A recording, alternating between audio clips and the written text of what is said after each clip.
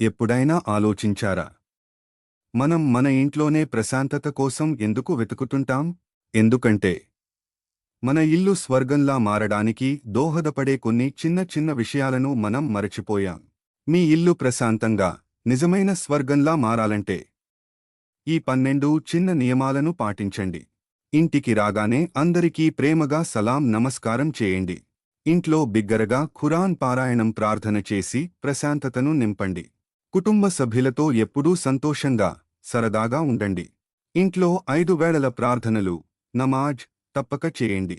ప్రతిరోజూ అధికంగా క్షమాపణ, అస్తగ్ఫార్ అడగండి. ఒకరిపై ఒకరికి కేవలం ప్రేమ, గౌరవం మాత్రమే ఉండాలి. అబద్ధాలు, కొండనాలుక మాటల, గీబత్ నుండి ఇంటిని దూరంగా ఉంచండి. భోజనం చేసే సమయంలో దేవుని స్మరణ చేయండి. మీ ఇంటిని ఎప్పుడూ శుభ్రంగా, పవిత్రంగా ఉంచుకోండి. ఉన్నంతలో ఇతరులకు సహాయం, సద్కా దానధర్మాలు చేయండి. చిన్న చిన్న విషయాల కోసం ఇంట్లో గొడవలు పడకండి.